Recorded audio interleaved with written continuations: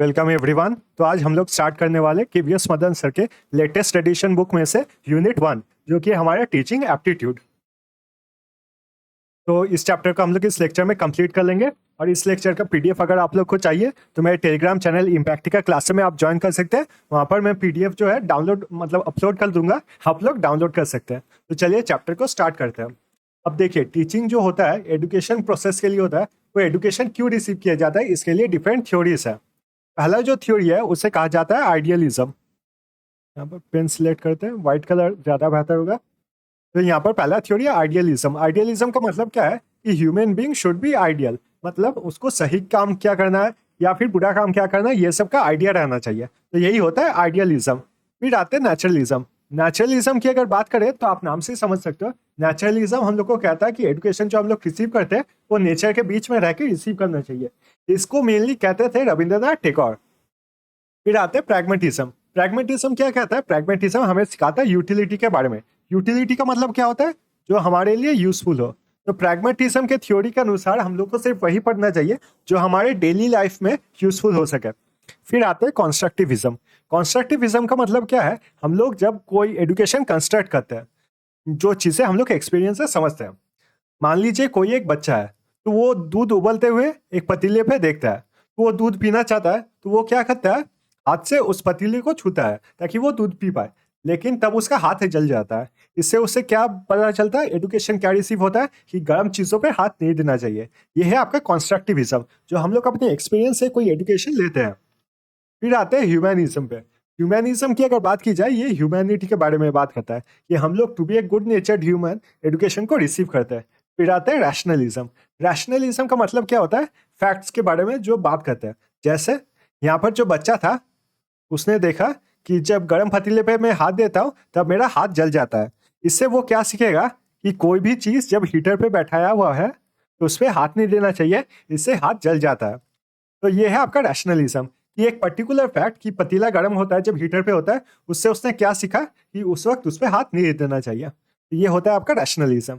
फिर आते हैं एम्पिरिसिस्ट। एम्पिरिसिस्ट जो होता है, जो हम लोग अपने सामने देख सकते हैं या फिर स्मेल कर सकते हैं, जो हम लोग अपने 5 सेंसरी ऑर्गन से देख सकते हैं, सूंघ सकते हैं, उन्हें कहा जाता है एम्पिरिसिस्ट। मतलब जो हम लोग के सामने है, सिर्फ उसी के बारे में पढ़ाई करो। फिर आता है एक्सिस्टेंशियलिज्म।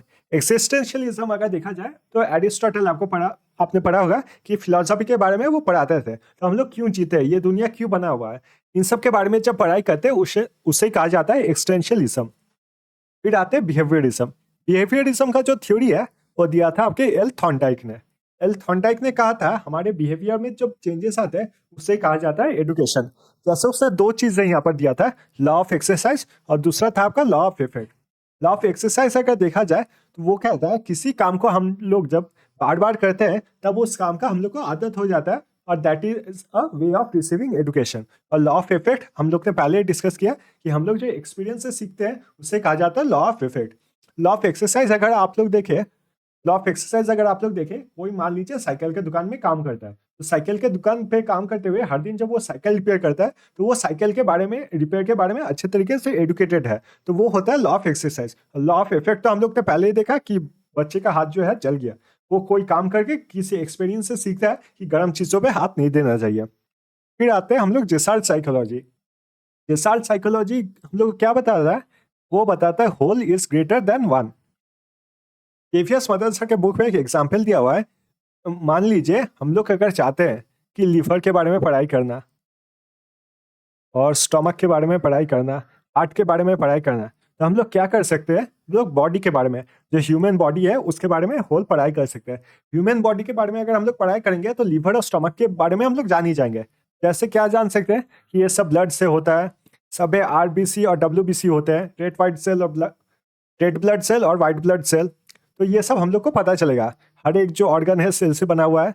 तो यही होता है जेसार्ट साइकोलॉजी, जहाँ पर होल जो कॉन्स्ट्रक्ट होता है उसके बारे में पढ़ाया जाता है rather than part by part. और उसका ठीक उल्टा होता है इलेक्ट्रिक फिलोसफी में। इलेक्ट्रिक फिलोसफी में अगर देखा जाए तो वहाँ पर होता है फ्यूजन। मान लीजिए कोई टॉपिक है कि अभी जो टॉपिक गर्म है वो है ट्रम्प का इलेक्शन जीतना। ट्रम्प जो अमेरिका में इलेक्शन जीता है, तो उसमें आप उसका बुरा देख सकते हैं, उसका अच्छा वो क्यों अच्छा हुआ इसके बारे में पढ़ सकते हैं। इंडिया के ऊपर और ग्लोबल इफेक्ट क्या होगा इसके बारे में पढ़ सकते हैं। तो ये सब क्या हो जाएगा, आप पूरा चीज़ पढ़ के फिर एक थ्योरी बनाओगे कि ट्रम्प का इलेक्टेड होना सही है या फिर गलत है। तो इसे क्या कहा जाता है, इलेक्ट्रिक फिलोसफी, जहाँ पर आप बहुत सारे नॉलेज का फ्यूजन लेते हो और अपना एक नॉलेज बिल्डअप करते हो। फिर आते हैं हम लोग forms of education. Forms of education अगर देखा जाए तो 3 फॉर्म होते हैं। पहला फॉर्मल, इनफॉर्मल और नॉन फॉर्मल। फॉर्मल एजुकेशन जैसा सबसे कॉमन होता है, आप लोग क्लास में पढ़ाई करते हो या फिर कोई लेक्चर सुनते हो या फिर एजुकेशन इंस्टीट्यूशंस में जाते हो, कोचिंग लेते हो, वो सब आता है आपके फॉर्मल में। इनफॉर्मल क्या हो जाता है, इनफॉर्मल मान लीजिए जो खेल कूद में पढ़ाई होता है, जैसे कि मान लीजिए आप क्रिकेट खेलने जाते हो। क्रिकेट आप जब खेलने जाते हो तब आपको पता चलता है कि टीम क्या होता है, और एक टीम में 11 जन होते हैं, एक ओवर में 6 बॉल होता है, वाइट बॉल क्या है, नो बॉल क्या है। तो ये सब एजुकेशन आप जब इनफॉर्मली कलेक्ट करते हो तब उसे कहा जाता है इनफॉर्मल एजुकेशन। और नॉन फॉर्मल एजुकेशन होता है जो आप खुद से रिसीव करते हो। मान लीजिए आप घर जाते हो और वहां पर आपको मन होता है कि मुझे आज बिरयानी खाना है। तो इसके लिए आप कैसे एजुकेशन रिसीव कर सकते हो, आप चाहे तो कोई किताब पढ़ सकते हो, कुक बुक कि बिरयानी का रेसिपी क्या है, या फिर आप यूट्यूब में कोई वीडियोस देख सकते हो कि कैसे बिरयानी बनाया जाता है। तो इसे कहा जाता है नॉन फॉर्मल एजुकेशन, जो हम लोग खुद से लेते हैं, खुद से पढ़ाई करते हैं, खुद कोई नॉलेज को गेन करते हैं। उसके बाद आते हैं models of teaching. Models of teaching अगर बात किया जाए तो 3 प्रकार के होते हैं। पहला है आपका पेडागॉगी। पेडागॉगी में क्या होता है, स्टूडेंट जो होता है कंप्लीटली टीचर पे डिपेंडेंट होता है। स्टूडेंट कंप्लीटली टीचर पे डिपेंड होता है। ये कब होता है, जब हम लोग मान लीजिए जूनियर क्लासेस में रहते हैं, जैसे आपका nursery, KG1, KG2, 1, 2, 3 junior classes में रहते हैं, तब ऐसा होता है। इसमें टीचर कंप्लीटली कंट्रोल करते हैं कि स्टूडेंट्स को क्या पढ़ना चाहिए और क्या नहीं पढ़ना चाहिए। तो पढ़ाई जो कराते हैं टीचर्स, उनका 5 स्टेजेस होते हैं। पहला है आपका प्रिपरेशन, जैसे आप देख सकते हैं यहाँ पर PPT जो है वो मैंने प्रिपेयर किया है।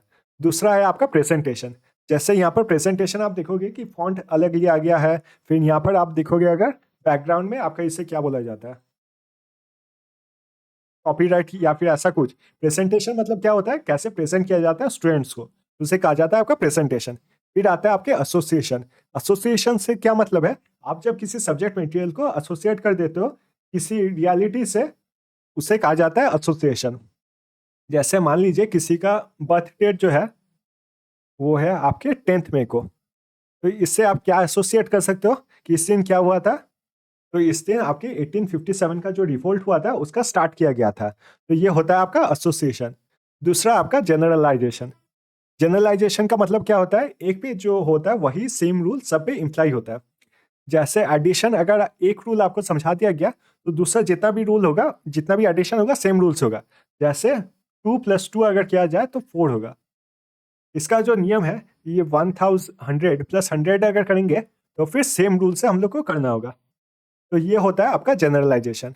आखिर में आता है आपका एप्लीकेशन, ये आप कैसे इसे लाइफ में अप्लाई करोगे। जैसे आप लोग को अगर पता होगा कि Newton's first law of motion, एक सेकेंड, ये चेंज कैसे हो गया, तो जाके देखते हैं। Newton's first law of motion अगर देखा जाए तो वो हमें कहता है इनर्शिया के बारे में। Newton's first law of motion जो है वो हमें बताता है कि इनर्शिया क्या होता है। चलिए इसको डिफिकल्ट एग्जाम्पल नहीं लेते, इसका कोई सीधा एग्जाम्पल सोचते हैं। एप्लीकेशन का मतलब क्या होता है, एप्लीकेशन का मतलब होता है रियल लाइफ एक्सपीरियंस से उसे जोड़ना।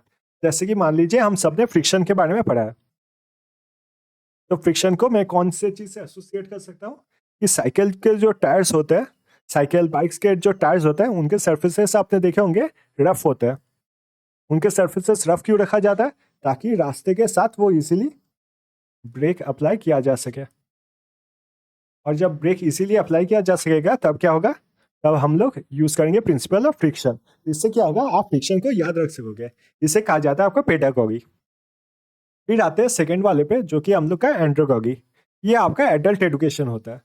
जैसे कि मान लीजिए आप 8, 9, 10 में पढ़ाई कर रहे हो या फिर ऊपर के लेवल पे पढ़ाई कर रहे हो, जहाँ पर आप खुद डिसाइड करते हो कि आपको क्या पढ़ना है और टीचर उसी के अनुसार पढ़ाती है।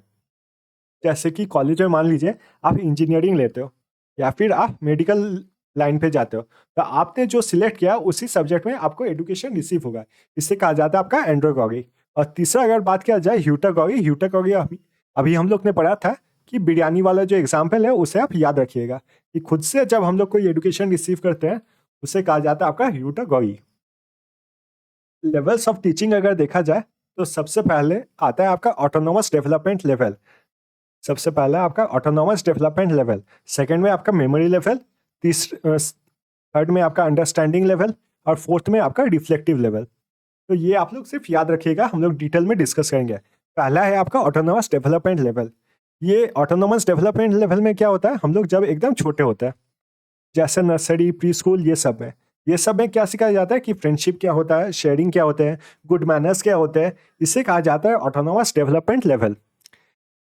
यहाँ पर किसी तरीके का फॉर्मल टीचिंग नहीं किया जा सकता, मतलब बच्चों के साथ खेला जाता है, उन्हें प्रेयर सिखाए जाते हैं, पोइट्री सिखाया जाता है, डिफरेंट टाइप्स ऑफ गेम्स सिखाए जाते हैं, दोस्ती क्या होता है इससे सिखाया जाता है। तो ये होता है आपका ऑटोनोमस डेवलपमेंट लेवल। फिर आते हैं हम लोग मेमोरी लेवल पे। मेमोरी लेवल हम लोग का सेकंड है। इसका याद रखिएगा कि यह थ्योरी किसने दिया था, तो हर्बर्ट ने। इसमें उसने बताया था कि यहाँ पर देखा जाता है कि बच्चे एबल टू मेमोराइज, कि रट्टा मार सके, याद कर सके। जैसे आप लोग को पता होगा, जैसे हम लोग ने एग्जाम्पल लिया, 2 का टेबल जो है आप लोग रट्टा मारते थे, अल्फाबेट जो है वो भी हम लोग रट्टा मार के सीखे हैं। पोइट्री जब बचपन में पढ़ते थे तो वो सब हम लोग को रट्टा मारना पड़ता था। तो ये जो भी हम लोग को याद करना पड़ता था बिना समझ के, उसे कहा जाता है मेमोरी लेवल ऑफ टीचिंग। इसे स्टिमुलस रेस्पॉन्स भी कहा जाता है। जैसे कि मान लीजिए मुझे अगर टेबल दिया जाए 2 into 1, तो बचपन में मैं 2 लिख दूंगा। ये 2 into 1 2 क्यों हुआ इसके बारे में मैं नहीं सोचूंगा, इसे कहा जाता है स्टिमुलस। ये जो 2 into 1 दिया गया है यह है मेरा स्टिमुलस, और मैंने आंसर में जो 2 लिखा है उसे कहा जाता है रेस्पॉन्स, इसे कहा जाता है स्टिमुलस रेस्पॉन्स। और स्टार्टर्स बच्चों के लिए यूज किया जाता है। इसमें क्या किया जाता है, टीच रिविजन टेस्ट, मतलब आपको सिखाया जाएगा ये सब, फिर आपका रिविजन होगा और फिर आपका टेस्ट लिया जाएगा इन सब्जेक्ट से ऊपर। फिर हम लोग आते हैं understanding level of teaching. Understanding level of teaching अगर देखा जाए तो ये तीसरा लेवल है। इसका थ्योरी किसने दिया था, तो मॉरिसन ने। ये नाम आप याद रखिएगा। मॉरिसन ने इसने बताया था कि मेमोरी लेवल का तो यूज होता ही है, उसके साथ थोड़ा इंसाइट भी यूज करते हैं। जैसे हम लोग चीजें को पढ़ते हैं और फिर उनको समझते भी हैं। जैसे कि पोइट्री हम लोग जब पढ़ते हैं, यहाँ पर पोइट्री पढ़ने का तरीका हम लोग का क्या होता है, पोइट्री को हम लोग को समझना पड़ता है, अपने वर्ड्स में उसको डिस्क्राइब करना पड़ता है, उसे याद भी करना पड़ता है। फिर संस्कृत के जो श्लोक होते हैं वो सब भी जब सिखाया जाता है, रामायण महाभारत ये सब क्या होता है, हम लोग ये श्लोक से याद करते हैं और इनका क्या मतलब है उसको भी सीखते हैं। तो ये अंडरस्टैंडिंग मेथड का डिफरेंट है, मतलब पढ़ाने का तरीका डिफरेंट है। पहले दिया जाता है लेक्चर, पहले जो चीज़ है उसको पढ़ाया जाता है, फिर होता है डिस्कशन मेथड कि उसका मतलब क्या है, फिर एक्सप्लेन किया जाता है, और लास्ट में करते हैं हम लोग इवेल्युएट कि कितना उसको समझ में आया। तो ये आपके जो पढ़ाई होता है ये मेनली आपके 5, 6, 7 ये सब लेवल में देखा जाता है, आपका अंडरस्टैंडिंग लेवल ऑफ टीचिंग। और चौथा है आपका रिफ्लेक्टिव लेवल। चौथा जो है वो आपका reflective level of teaching. Reflective level of teaching होता है हाईएस्ट लेवल ऑफ टीचिंग। इसका जो थ्योरी है वो दिया था आपके हंट ने। इसे कहाँ पर यूज करते हैं, जब हम लोग पहुंच जाते हैं आपके कॉलेज या फिर करते हैं हम लोग का पता पीएचडी कंप्लीट, तो ये यूज किया जाता है reflective level of teaching. Reflective level of teaching में क्या होता है, हम लोग कोई जो थ्योरी है उसको पढ़ते हैं और फिर उसको डीपली अंडरस्टैंड करते हैं। जैसे कोई थ्योरी है आपका ग्लोबल वार्मिंग, ग्लोबल वार्मिंग, तो मैं जब रिफ्लेक्टिव लेवल ऑफ थिंकिंग करूंगा तब मैं सिर्फ ये नहीं समझूंगा कि ग्लोबल वार्मिंग का मतलब क्या है, what is the meaning of global warming. मैं सिर्फ इस पे नहीं रुकूंगा, मैं इसके रीजंस देखूंगा कि क्यों ये ग्लोबल वार्मिंग स्टार्ट हुआ, ये कब से स्टार्ट हुआ, इसका कारण क्या है, इसका इफेक्ट क्या हो रहा है, हम लोग कैसे इसको रोक सकते हैं। इसे कहा जाता है आपका रिफ्लेक्टिव लेवल ऑफ टीचिंग। इसमें क्या होता है, हम लोग कैसे सीखते हैं कि एक टॉपिक के बारे में हम लोग इन डेप्थ नॉलेज लेते हैं। ये आपका रिफ्लेक्टिव लेवल। यहाँ पर देखिए टीचर्स जो है have to take a secondary place. आप लोग जब पीएचडी करेंगे, आप लोग नेट जीआरएफ के लिए पढ़ाई कर रहे हैं, तो आप लोग जब पीएचडी करेंगे तब आप लोग को पता चलेगा जो टीचर होते हैं पीएचडी में उन्हें गाइड कहा जाता है, और वो हमेशा आपको हर एक चीज़ नहीं सिखाते हैं, वो सिर्फ आपको गाइडेंस देते हैं। तो टीचर्स क्या है, teachers have to take a secondary place. इसके बाद हम लोग पढ़ेंगे डायनेमिक एनवायरनमेंट के बारे में। डायनेमिक एनवायरनमेंट के बारे में अगर बात किया जाए तो डायनेमिक एनवायरनमेंट में क्या होता है, 3 तरीके के वेरिएबल्स होते हैं। पहला है इंडिपेंडेंट, डिपेंडेंट और इंटरवाइनिंग वेरिएबल्स। भी इंडिपेंडेंट वेरिएबल्स क्या होते हैं, इंडिपेंडेंट वेरिएबल वो होते हैं जिन्हें दूसरों से कोई इफेक्ट नहीं पड़ता है। डिपेंडेंट वेरिएबल आप नाम से ही समझ रहे हो, इंडिपेंडेंट वेरिएबल पे डिपेंड करता है। और इंटरफाइनिंग वेरिएबल मतलब क्या होता है, जो वेरिएबल इन दोनों के बीच में इफेक्ट तो नहीं करता पर प्रेजेंट रहता है। जैसे पहले हम लोग देखें इंडिपेंडेंट वेरिएबल, तो इंडिपेंडेंट वेरिएबल कौन है, तो इंडिपेंडेंट वेरिएबल है हमारे टीचर्स। जैसे टीचर जो क्लास में आते हैं उन्हें फर्क नहीं पड़ता कि कितने स्टूडेंट्स हैं, कितने जन प्रेजेंट है, कितने जन एब्सेंट है। जैसे कि कोई मैथ के टीचर अगर आते हैं तो वो मैथ का क्लास ही लेंगे, वो साइंस या बायो का क्लास नहीं लेंगे। तो ये क्या हो गया, इंडिपेंडेंट वेरिएबल। और डिपेंडेंट वेरिएबल कौन है, स्टूडेंट्स। जैसे क्लास में अगर मैथ सिखाया जा रहा है तो उससे मैथ ही पढ़ना होगा। ऐसा नहीं हो सकता कि उसका फेवरेट सब्जेक्ट अगर मान लीजिए हिस्ट्री है तो वो हिस्ट्री पढ़ाने बोले मैथ टीचर के पास, ऐसा कभी नहीं होगा। तो ये है आपके इंडिपेंडेंट वेरिएबल पे डिपेंडेंट जो है, जैसे कि यहाँ पर स्टूडेंट्स। और इंटरफाइनिंग वेरिएबल जो इन दोनों के बीच में काम करता है वो है एजुकेशनल फैसिलिटी। जैसे आपका बोर्ड कैसा है, क्लास में चेयर और टेबल कैसा है, आपके फैंस कैसे, एसी कैसा है, ये सब को कहा जाता है आपका एजुकेशनल फैसिलिटीज। अब ये जो प्रोसेस है ये 3 तरीके के हो सकते हैं। पहला है बाइपोलर, दूसरा ट्राई, तीसरा है आपका क्वाड्रिपोलर। बाइपोलर में क्या होता है, आपके टीचर्स होते हैं और स्टूडेंट्स होते हैं। टीचर और स्टूडेंट्स के बीच में सिर्फ रिलेशन देखा जाता है, इसे कहा जाता है आपका बाइपोलर। ट्राइपोलर में क्या होता है, टीचर और स्टूडेंट्स तो रहते हैं, उनमें ऐड हो जाता है आपका एनवायरमेंट, क्लास एनवायरमेंट,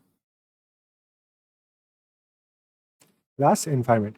जैसे कि यहाँ पर हम लोग ने पढ़ा जितना भी इंटरवाइनिंग वेरिएबल होता है, क्लास एनवायरमेंट। और क्वाड्रिपोलर में टीचर रहते हैं, स्टूडेंट्स रहते हैं, क्लास का एनवायरमेंट रहता है, और आपका यहाँ पर आपका फिजिकल एनवायरमेंट भी इंक्लूड होता है। तो ये आपको ज्यादा अच्छे तरीके से नहीं पढ़ना है, आपको मेनली ये 3 चीज पढ़ना है। इंडिपेंडेंट वेरिएबल क्या होता है, टीचर्स। डिपेंडेंट वेरिएबल क्या होता है, स्टूडेंट्स। और इंटरफाइनिंग वेरिएबल्स क्या होते हैं, तो एजुकेशनल फैसिलिटीज। अब हम लोग पढ़ेंगे ऑब्जेक्टिव्स ऑफ टीचिंग। ऑब्जेक्टिव मतलब क्या है कि हम लोग टीचिंग क्यों करते हैं। तो ये सेम स्लाइड है ना, ओके। अब हम लोग पढ़ेंगे some terms used in teaching. तो पहला डिफरेंस हम लोग देखेंगे टीचिंग क्या है। तो टीचिंग में मेनली आपका थ्योरी पढ़ाया जाता है क्लासेस में, वहीं पे ट्रेनिंग जो होता है, ट्रेनिंग में आपके प्रैक्टिकल कराया जाता है। जैसे आप लोग का ट्रेनिंग होगा, आप लोग मान लीजिए कॉलेज में पढ़ाई करने के बाद किसी जगह पे जाते हो और वहाँ पे ट्रेनिंग करते हो, तो वहाँ पर क्या है, आपको प्रैक्टिकल वो काम करके दिखाना होगा, उसे कहा जाता है आपका ट्रेनिंग। और सबसे इंपॉर्टेंट जो एग्जाम में ज्यादातर आता है वो होता है इंडोक्ट्रिनेशन। इंडोक्ट्रिनेशन मतलब क्या होता है, जो टीचर जो चीज पढ़ा दे उस पर कोई क्वेश्चन नहीं किया जा सकता। ये इंडोक्ट्रिनेशन का बहुत सारे नेगेटिव इम्पैक्ट भी होता है। जैसे हम लोग के कंट्री में जितने भी नेगेटिव एलिमेंट्स होते हैं वो इंडोक्ट्रिनेशन के थ्रू होते हैं, या फिर जो पॉलिटिकल लीडर्स या फिर जो हेट स्पीच फैलाते हैं वो सभी इंडोक्ट्रिनेशन से ही होता है। कि एक आदमी ने कुछ कह दिया तो उसी को सब लोग मानते हैं, कोई सवाल ना पूछ गए या फिर उस चीज के बारे में ना सोच गए, इसे कहा जाता है आपका इंडोक्ट्रिनेशन। फिर आते हैं ब्लूम्स क्लासिफिकेशन में। ब्लूम्स क्लासिफिकेशन अगर देखा जाए तो वो कहते हैं कि कॉग्निटिव डोमेन, इफेक्टिव डोमेन और साइकोमोटर डोमेन, ये 3 जगहों पे हम लोग के इफेक्ट करता है एजुकेशन। पहला है आपका कॉग्निटिव डोमेन। कॉग्निटिव डोमेन का मतलब क्या होता है, हम लोग का इंटेलेक्चुअल कैपेबिलिटी, मतलब हम लोग का जो इंटेलिजेंस है, थिंकिंग कैपेसिटी है, उसे कहा जाता है इंटेलेक्चुअल कैपेबिलिटी या फिर कॉग्निटिव डोमेन। कॉग्निटिव डोमेन में एजुकेशन से सबसे पहले क्या होता है, हम लोग नॉलेज को गेन करते हैं। कोई इंफॉर्मेशन जो होता है उसे एबिलिटी लेते हैं to recall that particular information, वो होता है आपका पहला स्टेज जिससे कहा जाता है नॉलेज। फिर सेकेंड आता है कॉम्प्रिहेंशन। कॉम्प्रिहेंशन में क्या करते हैं हम लोग, कॉम्प्रिहेंशन में हम लोग अंडरस्टैंड करते हैं कि जो चीज़ हम लोग को बताया गया है, जो चीज़ हम लोग को पढ़ाया गया है, उसे हम लोग अंडरस्टैंड करते हैं। तीसरा जो होता है उस चीज़ को हम लोग अप्लाई करते हैं, application, use of that thing. जैसे कि मैंने बताया था कि फ्रिक्शन के बारे में, तो फ्रिक्शन का यूज हम लोग कहाँ पर करते हैं, तो हम लोग जब टायर्स को देखते हैं रियल लाइफ में तो उसका यूज कर सकते हैं, तो ये हो गया एप्लीकेशन। या फिर हम लोग को जब एडिशन समझाया जाता है तो हम लोग किराने के दुकान में जब कुछ खरीदते हैं तो हम लोग एडिशन कर सकते हैं कि कितना पैसा हम लोग को देना होगा। फिर आते हैं हम लोग एनालिसिस पे।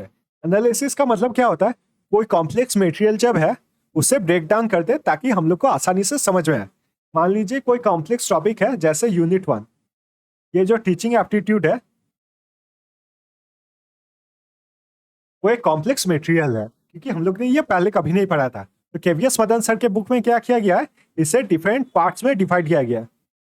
पार्ट के बाद आपका क्वेश्चन दिया गया है, फिर आपके अगर किताब को देखेंगे तो ब्लू बॉक्सेस बना के इंपॉर्टेंट पार्ट्स को पढ़ाया गया है। तो कोई कॉम्प्लेक्स मटेरियल को इजी पार्ट्स में हम लोग जब डिवाइड करते हैं उसे कहा जाता है आपके एनालिसिस। और सिंथेसिस क्या होता है, जब हम लोग किसी चीज को कंबाइन करते हैं, कंबाइनिंग पार्ट्स इनटू होल। अभी हम लोग ने एग्जांपल देखा, जो ट्रम्प का इलेक्शन हुआ है, तो ट्रम्प के इलेक्शन पे क्या पॉजिटिव हुआ, क्या नेगेटिव हुआ, इंडिया पे क्या इफेक्ट पड़ेगा, वर्ल्ड पे क्या इफेक्ट पड़ेगा, तो इसे कहा जाता है आपका सिंथेसिस। और आखिर में हम लोग करते हैं इवेल्युएशन। हम लोग एग्जाम देते हैं और एग्जाम में पता चलता है कि हम लोग जो नॉलेज गेन किया वो कितना तक काम में आया है। फिर आते इफेक्टिव फिर हम लोग आते हैं इफेक्टिव डोमेन। इफेक्टिव डोमेन अगर कहा जाए तो ये हम लोग का रिस्पॉन्स होता है टू डिफरेंट सिचुएशन, कि हम लोग कैसे सिचुएशंस पे रिएक्ट करते हैं। ये होता है आपका इफेक्टिव डोमेन। इसका बहुत एक इंपॉर्टेंट पार्ट है जो वीवीआईपी है और एग्जाम्स में काफी बार पूछा जाता है, इमोशनल इंटेलिजेंस। इमोशनल इंटेलिजेंस क्या होता है, हम लोग किसी एक सिचुएशन में, किसी एक नेगेटिव सिचुएशन में कैसे रिएक्ट करते हैं, उसे कहा जाता है आपका इमोशनल इंटेलिजेंस। इसका थ्योरी किसने दिया था, तो फिर डैनियल गोलमैन ने दिया था। In tense situations the emotional centre brain works first while rational brain is yet to start functioning. देखिए, जब भी हम लोग कोई टेंस सिचुएशन में होते हैं तो हम लोग का जो ब्रेन है उसमें क्या होता है, दो पार्ट्स होते हैं। पहला होता है आपका इमोशनल और दूसरा होता है आपका रैशनल। तो हम लोग का इमोशनल पार्ट सबसे पहले रिएक्ट करता है rather than the rational part. इसलिए कहा जाता है कोई भी टेंस सिचुएशन में पहले अचानक से कोई काम नहीं करना चाहिए, थोड़ा शांत दिमाग हो गए उसके बारे में सोचना चाहिए और फिर कोई काम करना चाहिए। एग्जाम्पल हम लोग का एटीट्यूड, मतलब हम लोग किससे कैसा बिहेवियर करते हैं, वो होता है आपके इमोशनल इंटेलिजेंस से। फिर आता है हम लोग का साइकोमोटर डोमेन। साइकोमोटर डोमेन हम लोग का तीसरा। साइकोमोटर मतलब क्या होता है, हम लोग जो एक्शन करते हैं, हम लोग जो काम करते हैं उसे कहा जाता है साइकोमोटर डोमेन। तो पहले हम लोग क्या करते हैं, हम लोग करते हैं इमिटेशन। मान लीजिए आपको साइकिल रिपेयर करना सीखना है, तो आप क्या करोगे, साइकिल रिपेयर के दुकान में जाओगे, फिर वो दुकानदार जो भी करता है वो आप इमिटेट करोगे। फिर आते हैं मैनिपुलेशन पे।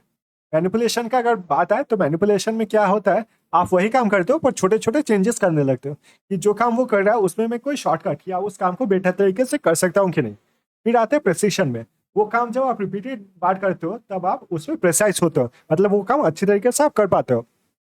फिर आते हैं आर्टिकुलेशन पे, मतलब वो जो परफेक्शन आता है आपका उसके साथ आपका एक ब्यूटी भी आता है काम करने में, उसे कहा जाता है आर्टिकुलेशन। और फिर होता है आपका नेचुरलाइजेशन, मतलब वो आपके लिए बहुत ही कॉमन काम हो जाता है और उसके लिए आपका अलग से दिमाग नहीं लगाना पड़ता है। तो ये होता है आपका नेचुरलाइजेशन।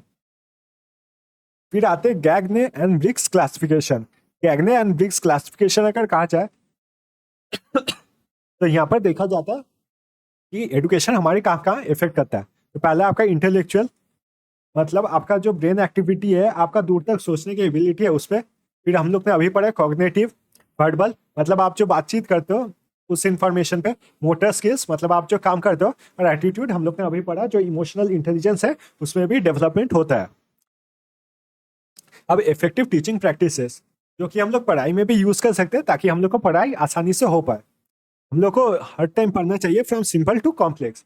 कि कोई टॉपिक अगर हम लोग पढ़ रहे हैं तो आपने 10 यूनिट देखा है, 10 यूनिट में से मान लीजिए आपको सबसे आसान यूनिट लगा मैथमेटिकल एप्टीट्यूड, तो आपको स्टार्ट करना चाहिए मैथमेटिकल एप्टीट्यूड। जब मैथमेटिकल एप्टीट्यूड हो जाएगा उसके बाद आपको कॉन्फिडेंस मिलेगा दूसरे चैप्टर्स पे जाने के लिए। फ्रॉम नोन टू अननोन, हम लोग को नोन से पढ़ाई करना चाहिए, उसके बाद अननोन की तरफ बढ़ना चाहिए। जैसे मान लीजिए आप लोग सबको पता था यहाँ पर फ्रिक्शन के बारे में, यहाँ पर आप सबको पता था फ्रिक्शन के बारे में। वहां से मैंने फ्रिक्शन का रियल लाइफ कैसे यूज किया जा सकता है उसके बारे में बताया और फिर टायर से एसोसिएट किया। तो ये क्या होता है कि आपको जो पता है उससे पढ़ाई करना स्टार्ट कीजिए और फिर जब न्यू इन्फॉर्मेशन है उसके बाद लीजिए। From whole to part, from whole to part, जैसे जिसाल्ट साइकोलॉजी में आप सबसे पहले पढ़िए कि ट्रम्प का इलेक्शन हुआ है। आप अभी डिटेल्स में मत देखिए, इसके बाद आप पढ़ेंगे कि इसका क्या इफेक्ट है, क्या पॉजिटिव है, क्या नेगेटिव है। तो ये सब whole to part, from psychological to logical, from psychological to logical. पहले आप चीज को अच्छे से पढ़िए। जैसे अंडरस्टैंडिंग लेवल में आपको याद होगा, अंडरस्टैंडिंग लेवल में हम लोग ने क्या पढ़ा कि पहले पूरे चीज को पढ़ लीजिए, फिर वो चीज क्यों हुआ क्यों नहीं हुआ उसे डीपली अंडरस्टैंड कीजिए। फिर आते हैं ट्रेनिंग सेंसेस, जैसे हम लोग ने साइकोमोटर पे देखा, तो वही होता है आपका ट्रेनिंग सेंसेस, कि आप अपने सेंस ऑर्गन्स को ऐसे ट्रेन कीजिए कि जब आपको क्वेश्चन प्रेजेंट किया जाए या प्रॉब्लम प्रेजेंट किया जाए आपको खुद ब खुद उसका आंसर मिल जाए। जैसे कि बच्चों को सिखाया जाता है 2 into 1। तो जैसे ही वो एग्जाम में देखते हैं 2 into 1 क्या होगा, वो खुद से आंसर दे देते हैं 2। फिर आते हैं हम लोग general principles of teaching. General principles of teaching अगर देखा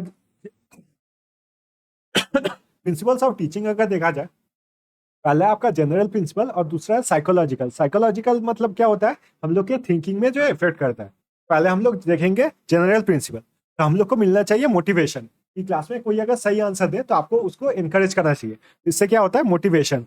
दूसरा है आपका प्रिंसिपल ऑफ इंटरेस्ट। कोई भी सब्जेक्ट आप जब पढ़ाएंगे, अभी मैं पढ़ा रहा हूँ या फिर कोई भी सब्जेक्ट आप जब पढ़ाएंगे, तो टीचर सक्सेसफुल कब होता है, जब स्टूडेंट उसको सब्जेक्ट को आसानी से अंडरस्टैंड कर पाए और सब्जेक्ट में इंटरेस्ट जाग पाए। तो ये होता है principle of interest. Principle of linking with life, मतलब वही फ्रिक्शन। फ्रिक्शन जब आप पढ़ा रहे हैं तब रियल लाइफ से आप एसोसिएट कीजिए कि टायर्स जो होते हैं उसे क्यों रफ सरफेस रखा जाता है, क्योंकि उसमें ब्रेक्स लगाया जा सके और यहाँ पर फ्रिक्शन का यूज हो सके।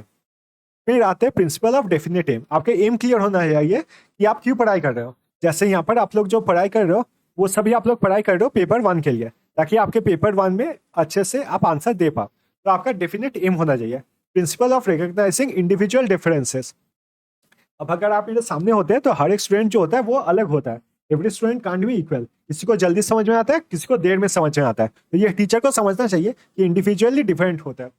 तो यहाँ पर मैं और एक चीज बताना चाहूंगा, अगर आप लोग को लगता है कि कोई भी टॉपिक मैंने मिस किया या फिर टीचिंग एप्टीट्यूड से कोई भी टॉपिक आप पढ़ाई करना चाहते हो, तो प्लीज आप लोग कमेंट में उसे लिख दीजिएगा कि कौन सा टॉपिक। आप लोग कमेंट रखते हो कि यही टॉपिक ज्यादा एक्सप्लेन कीजिए, तो मुझे पता नहीं होता है कौन सा टॉपिक के बारे में आप बता रहे हो। तो कोई भी टॉपिक अगर आपको ज्यादा पढ़ना है या फिर कोई भी टॉपिक अगर मिस किया, या फिर टीचिंग एप्टीट्यूड का कोई भी टॉपिक होगा जो शायद केवीएस मदन सर के बुक में नहीं भी होगा और आपको समझना है, तो वो सब आप नीचे कमेंट में दे सकते हो।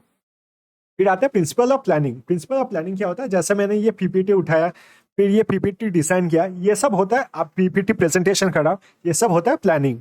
फिर आते हैं principle of division. Principle of division अगर देखा जाए तो मैंने हर एक वीडियो जो है, इससे पहले आप देखोगे अगर, कि जो डिफिकल्ट यूनिट्स है उसे 4 वीडियोस में डिवाइड किया है। टीचिंग एप्टीट्यूड का जो वीडियो है उसे मैंने 4 हिस्सों में डिवाइड किया, ताकि आप लोग को समझने में आसानी हो। लेकिन आप लोग ज्यादा लाइक उसी को करते हो जो मैं एक साथ सब पढ़ा देता हूँ, इसलिए मैं एक साथ सबको पढ़ा रहा हूँ। तो ये होता है प्रिंसिपल ऑफ डिवीजन। फिर आता है प्रिंसिपल ऑफ रिविजन। देखिए आप लोग की वीडियो देखेंगे, अगर आप लोग को अच्छे तरीके से समझ में आएगा और आप लोग वीडियो को बंद करके फिर भूल जाओगे, तो इससे कोई फायदा नहीं होगा। आप लोग को ये वीडियो देखना होगा, फिर आपको किताब से पढ़ाई करना होगा मैंने क्या क्या पढ़ाया है, और फिर एमसीक्यू प्रैक्टिस करना होगा, तभी इस वीडियो का कुछ फायदा होगा। Principle of democratic dealing. Democratic dealing मतलब आपको स्टूडेंट से पूछना होगा कि उनके डाउट्स क्या है, उनके क्वेश्चन क्या है, और उसके अनुसार आपको पढ़ाई कराना होगा। फिर आते हैं हम लोग साइकोलॉजिकल प्रिंसिपल। साइकोलॉजिकल प्रिंसिपल पहला है आपका मोटिवेशन और इंटरेस्ट। इनके बारे में तो हम लोग ने डिटेल में बात किया है। फिर आते हैं प्रिंसिपल ऑफ रिक्रिएशन। ये एक साथ आपको ज्यादा नहीं पढ़ाना चाहिए, इसलिए आप लोग देखोगे कि स्कूल में आपके रिसेस ब्रेक्स होते हैं और पढ़ाई के बीच में ब्रेक दिया जाता है, ताकि हम लोग को ब्रेक मिल पाए स्टडीज से और हम लोग अच्छे से पढ़ पाए। फिर आते हैं principle of repetition and exercise. कोई भी चीज आप जब बार बार पढ़ोगे तभी जाके वो आपके दिमाग में अच्छे से बैठेगा। आप बार बार उसको पढ़ोगे, पढ़ के लिखोगे, तभी वो आपको अच्छे से याद रहेगा। ये होता है principle of repetition and exercise. Principle of sympathy and cooperation. तो अगर कोई स्टूडेंट आपका जो लेक्चर है उससे समझ नहीं पाए, तो ये आपको नहीं समझना चाहिए कि वो क्लास में ध्यान नहीं दे रहा, वो शायद उसे अच्छे से समझ में नहीं आए या फिर उसके कोई डाउट्स है। तो आपको सिंपैथी रखना चाहिए और उसके साथ कॉपरेशन करना चाहिए। फिर आते हैं प्रिंसिपल ऑफ री इन्फोर्समेंट। प्रिंसिपल ऑफ री इन्फोर्समेंट वही है कि आप जब कोई सही काम करते हो तो आपको अवार्ड देना चाहिए। बहुत सारे क्लासेस में क्या होता है, जो टॉप 10 होते हैं स्टूडेंट्स के नाम और उनके एक पासपोर्ट साइज पिक्चर बोर्ड में लगाए जाते हैं। इससे क्या होता है, उनको एक अवार्ड मिलता है और उनको एक पॉजिटिव रीइंफोर्समेंट मिलता है कि वो अच्छे से पढ़ाई करें। फिर आते हैं माइक्रो टीचिंग। तो आप लोग जब पीएचडी करोगे तो वहां पर आप लोग जरूर इंटरव्यू के टाइम पूछ लेना कि आपको माइक्रो टीचिंग का मौका मिलेगा कि नहीं, आपको क्लासेस लेने के लिए मौका मिलेगा कि नहीं। क्योंकि अगर मौका नहीं मिलेगा तो फिर आप फ्यूचर में जाके क्या काम करोगे, आपको टीचर ही बनना है। तो इसे कहा जाता है आपका माइक्रो टीचिंग। माइक्रो टीचिंग क्या है, तो रिसर्च स्टूडेंट्स जो क्लासेस लेते हैं उसे कहा जाता है माइक्रो टीचिंग। इससे क्या होता है, हम लोग प्रैक्टिस कर पाते हैं फ्यूचर के लिए। फिर आते हैं methods of teaching. Methods of teaching mainly 3 प्रकार के होते हैं। पहला है टीचर सेंटर, मिक्स्ड अप्रोच और लर्नर सेंटर।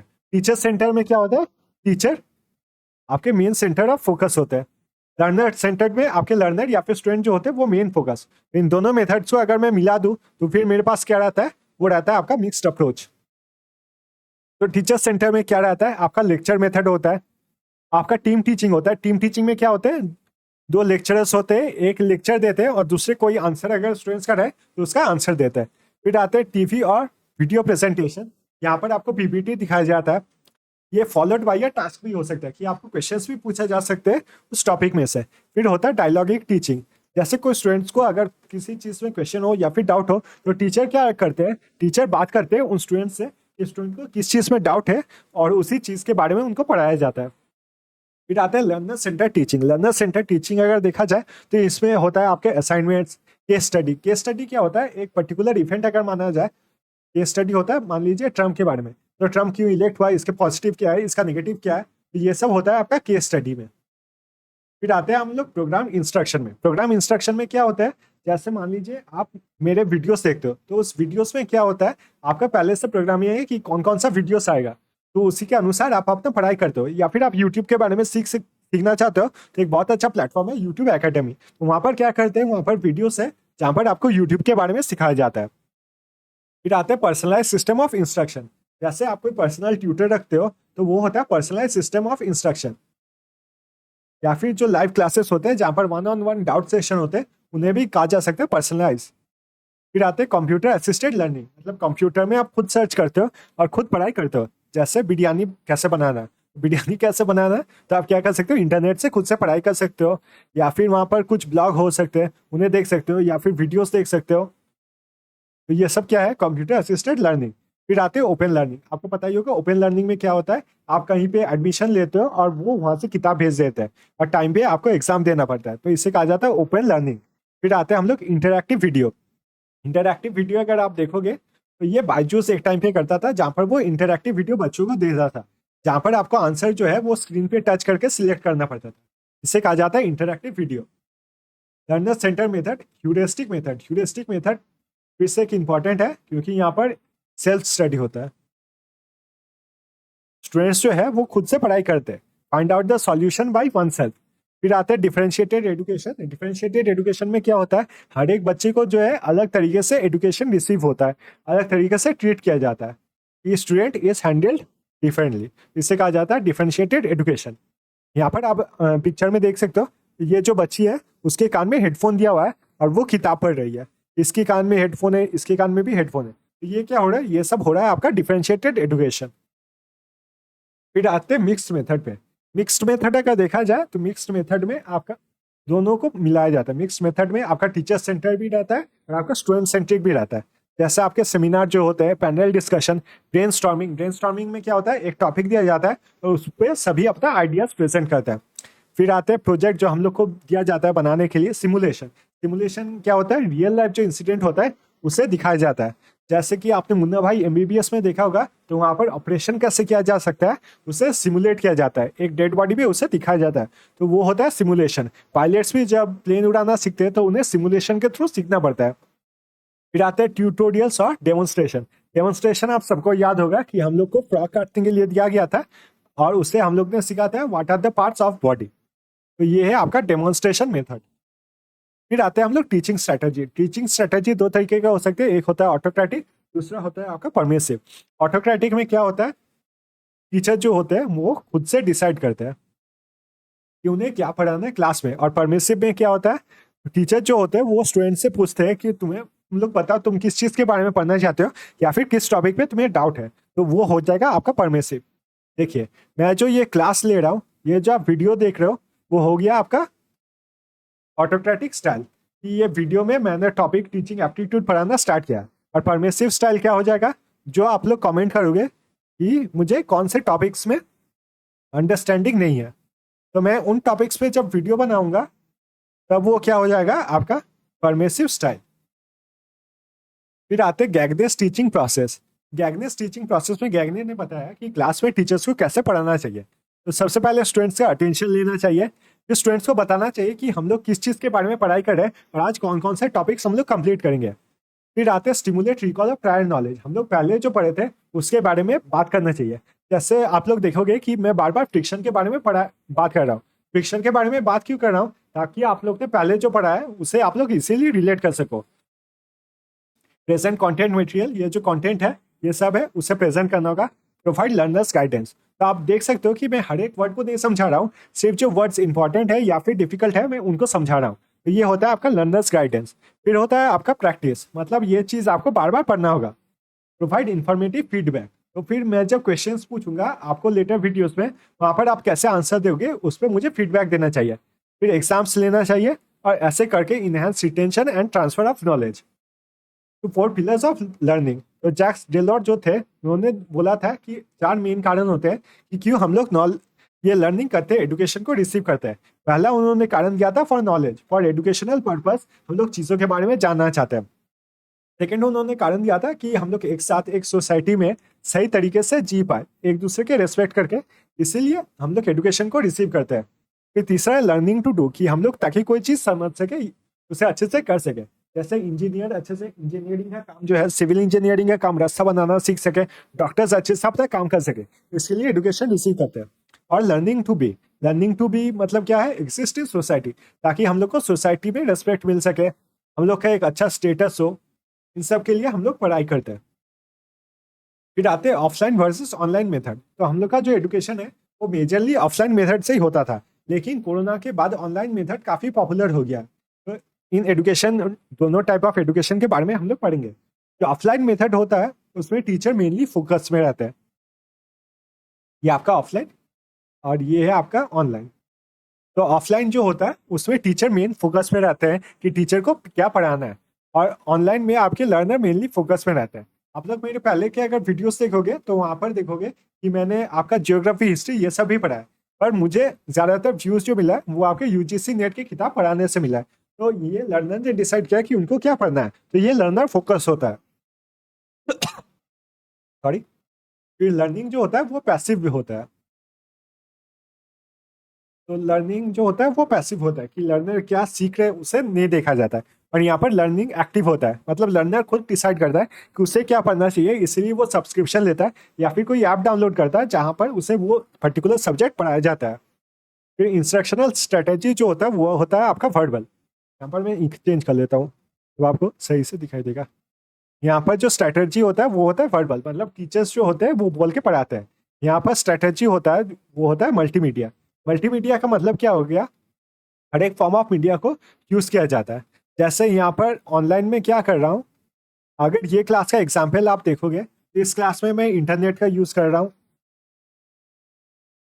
फिर मैंने पेन टैबलेट का यूज़ किया है, ऑडियो के लिए मैं माइक का यूज़ कर रहा हूँ, फिर वीडियो के लिए मैं ओबीएस सॉफ्टवेयर का यूज़ कर रहा हूँ।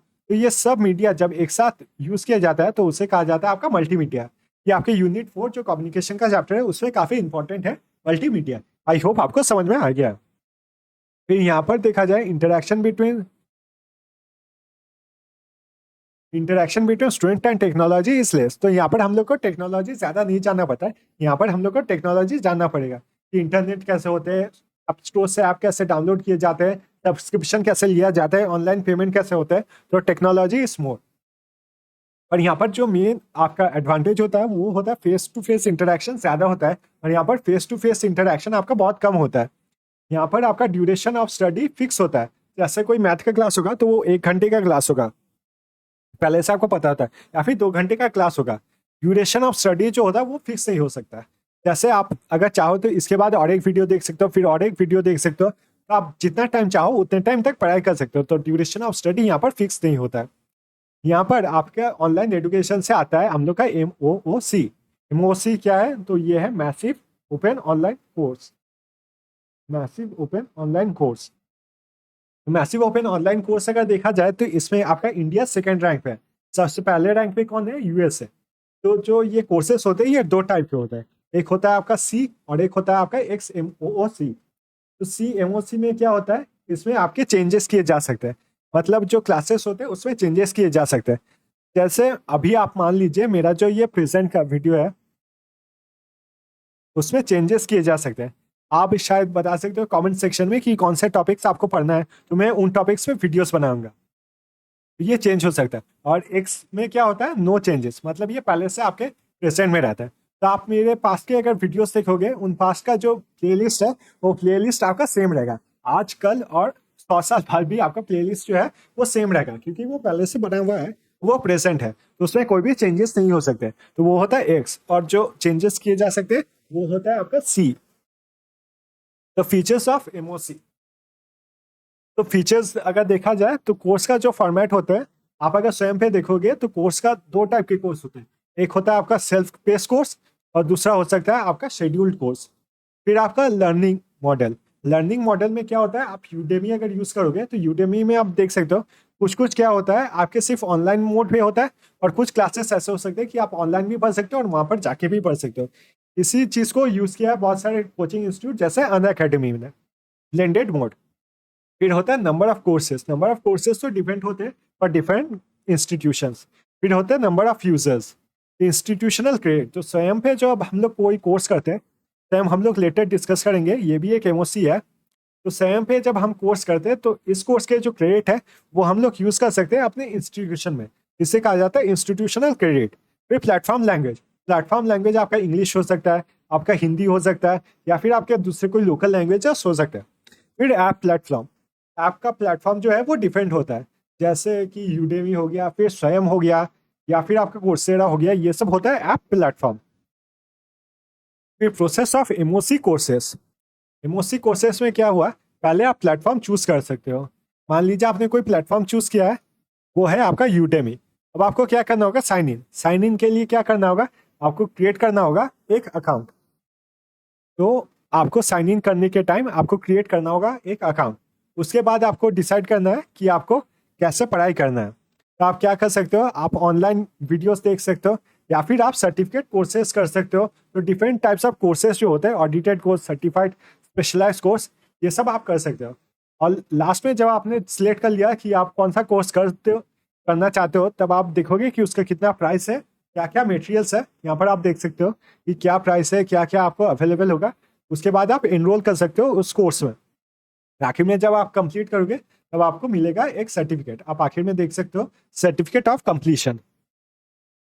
तो कुछ फेमस इंडिया के एमओसी लिंक्ड इंस्टीट्यूशन जैसे नेपटेल। नेपटेल आपका मेनली देखता है इंजीनियरिंग के लिए, तो इस प्लेटफॉर्म को मेंटेन किया है 7 आईआईटीज ने और आईआईएससी बेंगलुरु ने। फिर आते हैं हम लोग मूकीट। मूकीट अगर देखा जाए तो इसको बनाया है आईआईटी कानपुर ने, आईआईटी बॉम्बे ने बनाया है आईआईटी बीएक्स, और यूजीसी यूनिवर्सिटी ग्रांट्स कमीशन अगर देखा जाए तो उन्होंने बनाया है ईपीजी पाठशाला। स्वयं, जिसके बारे में हम लोग कितने देर से बात कर रहे हैं, उसके बारे में थोड़े इंपॉर्टेंट चीजें देख लेते हैं। उसका अगर मोटो देखा जाए तो ये 3 है। पहला मोटो है एजुकेशन एक्सेस, की सबको पढ़ाई होना चाहिए, सबके पास एजुकेशन अवेलेबल होना चाहिए। दूसरा है आपका इक्विटी, और तीसरा आपका क्वालिटी एजुकेशन होना चाहिए। इक्विटी का मतलब क्या होता है, इक्विटी का मतलब होता है कि सबको इक्वल अपॉर्चुनिटी मिलना चाहिए। इस सिटी में जो रहता है उसको जितना एजुकेशन का अपॉर्चुनिटी मिल रहा है, विलेज में जो बंदा रहता है उसको भी सेम अपॉर्चुनिटी मिलना चाहिए। तो ये होता है आपका इक्विटी। यहाँ पर क्लासेस पढ़ाए जाते हैं from class 9 students to post graduation students. यहाँ पर ओवर 1000 फैकल्टी मेंबर्स है जो ये कोर्सेज प्रिपेयर करते हैं और आप लोग को पढ़ाते हैं। तो इसका जो क्रेडिट है आप इंस्टीट्यूशंस में भी यूज कर सकते हो। यहाँ पर लिखा है मार्क्स इक्वे, मार्क्स जो आपको मिलता है उसे आप ट्रांसफर कर सकते हो एकेडमिक रिकॉर्ड्स में। कोर्सेस अगर देखा जाए तो इनके कोर्सेस 4 हिस्से में डिवाइड है। पहला है आपका वीडियो ट्यूटोरियल्स, मतलब आपको वीडियो से पढ़ाया जाएगा कि क्या क्या है। फिर आपको पीडीएफ दिया जाएगा। तीसरे में आपका एक सेल्फ असेसमेंट किया जाता है, एग्जाम टाइप होता है जिसमें आप सेल्फ असेस करते हो कि आपने कितना सीखा। और लास्ट में देखा जा सकता है एक डिस्कशन फोरम, जहाँ पर जो दूसरे स्टूडेंट्स आपके साथ सेम कोर्स लिया है वो कोर्स के बारे में बात करते हैं, या फिर कैसा पढ़ाई हुआ और क्या क्या उनको समझ में आया उनके बारे में समझते हैं। तो ये होता है डिस्कशन फोरम। इसके साथ आता है स्वयं प्रभा। स्वयं प्रभा अगर देखा जाए तो डीटीएच एजुकेशनल चैनल्स हम लोग को प्रोवाइड करता है। आपने देखा होगा बहुत सारे एजुकेशनल चैनल्स जैसे डीडी ज्ञान, डीडी ज्ञान प्रभा, डीडी किसान, ये सब क्या कौन प्रोवाइड करता है, तो स्वयं प्रभा। इसका जीसैट 15 सैटेलाइट्स है और इसी के थ्रू वो चैनल्स को जो है इंटरसेप्ट करता है। चैनल्स जो अपलिंक होते हैं वो अपलिंक होते हैं आपके बाईसैक, जो कि आपके गुजरात गांधीनगर में। अब कुछ पढ़ेंगे हम लोग ट्रेडिशनल और मॉडर्न मेथड्स ऑफ लर्निंग। तो ट्रेडिशनल मेथड में रट्टा को इंपॉर्टेंस दिया जाता था, यहाँ पर हम लोग समझ के पढ़ते हैं चीज़ों को। यहाँ पर फाइनल एम जो होता है वो डिग्री के लिए देखा जाता था, और यहाँ पर फाइनल एम जो होता है वो एप्लीकेशन, हम लोग कैसे उसको डेली लाइफ में यूज कर सकते हैं। पहले चिल्ड्रेन जो होते थे वो सेम एज के एक साथ बैठाए जाते थे। जैसे कि आप अगर क्लास में रहोगे तो सभी क्लास में एक ही एज ग्रुप के बच्चों को बैठाया जाता था। पर अभी अब अगर आप कोई कोर्स करोगे, मान लीजिए स्वयं में कोर्स करते हो या फिर यूडेमी में, तो इसमें कोई एज गैप नहीं है। मतलब कोई 10 साल का बच्चा भी पढ़ सकता है या फिर 20 साल का कोई लड़का भी उसमें पढ़ सकता है। तो यहाँ पर no such rule in modern method. अभी लर्निंग थ्योरीज में पहला आता है behavioural school of thought. Behavioural school of thought में क्या होता है, ये बताता है कि हम लोग के बिहेवियर में ये चीज आ जाना चाहिए। बिहेवियर में सबसे पहले क्या आता है, ड्रिल। ड्रिल मतलब क्या होता है, हम लोग को वो काम करके सीखना होता है, बार बार वो काम करके सीखना होता है। फिर आते हैं स्टिमुलस पे, कि कोई चीज जब दिया जाता है हम लोग वो काम करने लगते हैं, रेस्पॉन्स। और लास्ट में आता है आपका री। जैसे ड्रिल में क्या होता है, हम लोग को टेबल सिखाया जाता है, टेबल ऑफ टू। स्टिमुलस में क्या आता है, स्टिमुलस में मान लीजिए क्वेश्चन दिया जाता है 2 into 1 क्या होगा, कि टेबल ऑफ टू हम लोग ने 2 into 10 तक पढ़ा है कि 10 तक क्या होगा। उसके बाद हम लोग को स्टिमुलस दिया जाता है कि 2 into 1 क्या होगा, तो हम लोग रेस्पॉन्स क्या देते हैं, 2। तो यही चीज हम लोग को बार बार पढ़ना पड़ता है। तो इससे क्या होता है, आपका होता है री। तो इसमें क्या होता है, इसमें पहला होता है लॉ ऑफ इफेक्ट। जब आप किसी चीज को बार बार करते हो तब उस चीज आपका बिहेवियर का एक पार्ट हो जाता है। सेकेंड आता है आपका लॉ ऑफ रेडीनेस, कि आप लोग अपने प्रीवियस एक्सपीरियंस से उस चीज को सीखते हो। फिर आता है law of exercise. Law of exercise हम लोग ने कुछ देर पहले पढ़ा था, नेचुरलाइजेशन, कि आप किसी चीज को इतने बार करते हो कि वो काम आपका आदत बन जाता है और उसके लिए आपको दिमाग नहीं लगाना पड़ता है। ये है आपका लॉ ऑफ एक्सरसाइज। फिर पढ़ेंगे हम लोग का cognitive school of thought. Cognitivist का मतलब क्या होता है, कॉग्निटिविस्ट का मतलब होता है जो इंटेलेक्चुअल थिंकिंग प्रोसेस है। तो इसमें आपको जो पढ़ाया जाता है उसे आपको अंडरस्टैंड करना पड़ता है। और तीसरा आपका कॉन्स्ट्रक्टिविस्ट। कॉन्स्ट्रक्टिविस्ट क्या होता है, तो आपका एक्सपीरियंस से आप जो सीखते हो वही होता है आपका कॉन्स्ट्रक्टिविस्ट। एक्सपेरिमेंटल लर्निंग, जब आप किसी चीज को, वही गरम प्याला, ओहो गरम प्याला है, कोई बच्चा उंगली देता है, उससे पता चलता है कि गरम प्याले पे उंगली नहीं देना चाहिए। तो उससे यही होता है आपका कॉन्स्ट्रक्टिव स्कूल ऑफ थॉट। आप देख रहे हो सेम थ्योरी बार बार रिपीट हो रहा है हम लोग के पूरे क्लास में। तो ये थ्योरी जो है ये डिफरेंट तरीके से प्रेजेंट किया गया है। नहीं तो टीचिंग एप्टीट्यूड काफी आसान चैप्टर है। अब लर्निंग मेथड्स, वही इमिटेशन जब हम लोग नकल करते हैं, ऑब्जर्वेशन किसी को देख के सीखना है, एक्सपीरियंस से सीखते हैं, इंस्ट्रक्शन जब हम लोग को सिखाते हैं, ट्रायल एंड एरर, मतलब कोई भी काम जो होता है उसे आप करने का ट्राई करते हो, तो वो जब गलत होता है फिर से आप उससे सीखते हो, फिर से आपने क्या गलत किया उससे आप सीखते हो। तो इस मेथड को कहा जाता है आपके ट्रायल एंड एरर। जैसे जो इलेक्ट्रिक बल्ब बनाया गया था, वो इलेक्ट्रिक बल्ब कहा जाता है कि पहले 100 बार उन्होंने गलत तरीका लगाया था, लेकिन जो 101 बार हुआ था उसमें उन्होंने सही तरीके से बल्ब बना दिया था। ये होता है आपका ट्रायल एंड एरर। फिर आते हैं एक्सपेरिमेंटेशन मेथड। एक्सपेरिमेंटेशन मेथड में क्या होता है, यही सेम चीज़ है कि आप एक्सपेरिमेंट करते हो कि कोई चीज़ कितना पॉसिबल है। फिर क्वेश्चनिंग। क्वेश्चनिंग जब तक आप नहीं करोगे इसका मतलब है आपको वो चीज़ समझ में नहीं आए। जब तक आपको उस चीज़ के बारे में डाउट ना हो तब तक वो आपको समझ में नहीं आता। तो क्वेश्चनिंग करना बहुत इंपॉर्टेंट है, और क्वेश्चनिंग के लिए ओपन है आपका कमेंट्स। ओके चलिए नेक्स्ट पार्ट पे चलते हैं। तो बेसिक कंडीशंस ऑफ लर्निंग।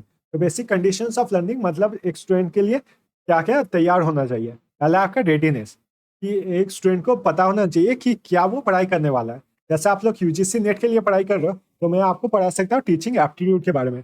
और अगर कोई नर्सरी का बच्चा, KG 1 का बच्चा होगा, तो उसे मैं ये सब के बारे में नहीं पढ़ा सकता, क्योंकि उसे बेसिक नॉलेज ही नहीं होगा इन चीज़ों के बारे में। दूसरा आपका इंटरेस्ट, कि आपको इंटरेस्ट होना चाहिए इस चीज़ के बारे में सीखने के लिए, तभी मैं जो पढ़ाऊंगा, अगर मैं अच्छा भी पढ़ाता हूँ तब आपको समझ में आएगा।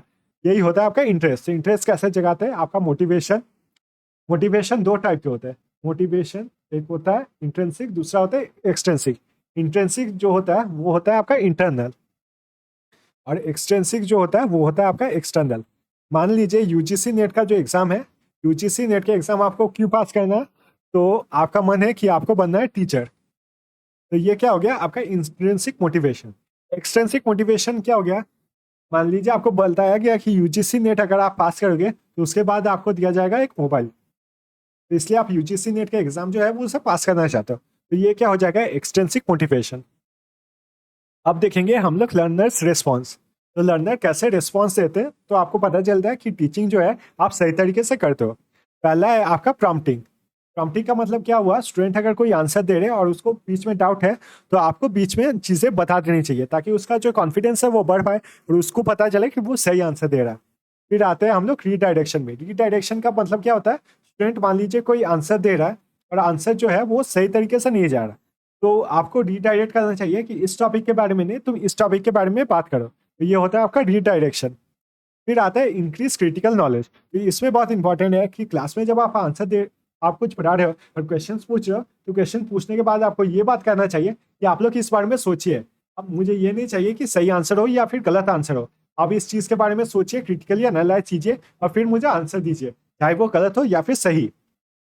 फिर सीकिंग फर्दर इंफॉर्मेशन, उसी चीज़ के बारे में आपको और भी नॉलेज, जो वो स्टूडेंट क्रिटिकल थिंकिंग करता है, फिर आपको उसी चीज़ के बारे में और भी क्वेश्चन पूछना चाहिए, ताकि आपको पता चले कि स्टूडेंट को कितने देर तक समझ में आया या कितने अच्छे तरीके से वो टॉपिक को समझा है।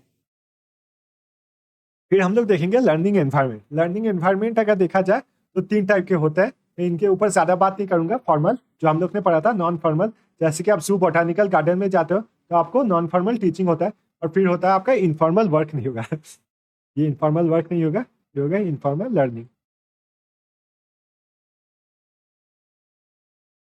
जो आप वॉलेंटियर करते हो, खुद से सीखते हो। इंपॉर्टेंस, इंपॉर्टेंस अगर देखा जाए कि पढ़ाई जब करते हैं तो हम लोग का क्या क्या इंपॉर्टेंट होता है।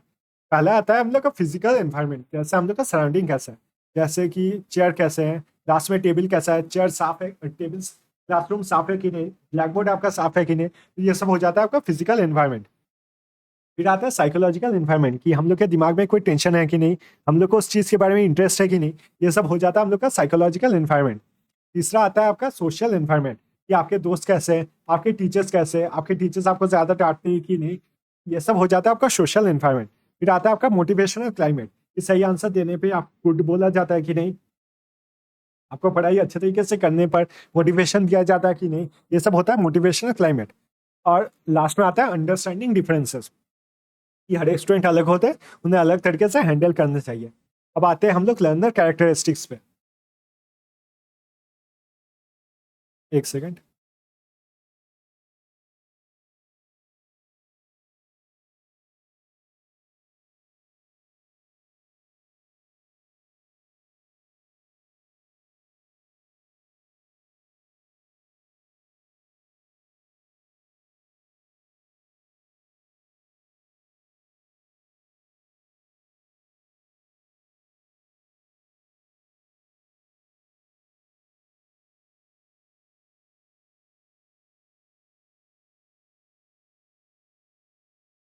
तो हम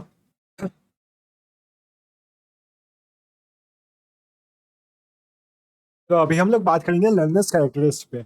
लर्नर जो होते हैं 2 टाइप के होते हैं, एक फील्ड डिपेंडेंट और एक फील्ड इंडिपेंडेंट। फील्ड डिपेंडेंट क्या होते हैं, जो आपके फील्ड पे यानी कि टीचर पे, क्लासरूम पे डिपेंड हो, और जो उन पे डिपेंड नहीं होते हैं उन्हें कहा जाता है फील्ड इंडिपेंडेंट। फिर आते हैं रिफ्लेक्टिव और इम्पल्सिविटी।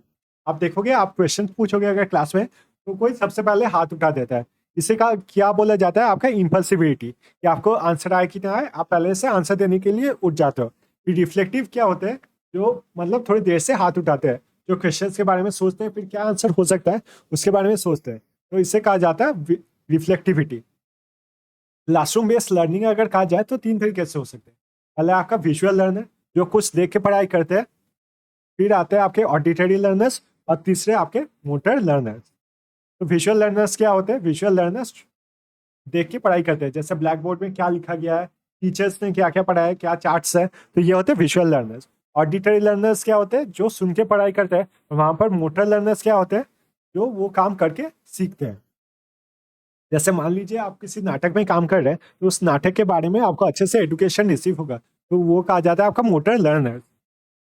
फिर आते हैं on the basis of listening. तो on the basis of listening अगर देखा जाए, on the basis of listening अगर देखा जाए, तो इसमें आते हैं एक्टिव लिसनिंग, जो एक्टिवली प्रेजेंट रहते हैं आपके क्लास में। फिर आते हैं एम्पैथेटिक लिसनिंग, जैसे आपको कोई सैड स्टोरी बताओगे तो वो सैडली उसको सुनता है, इससे कहा जाता है एम्पैथेटिक लिसनिंग।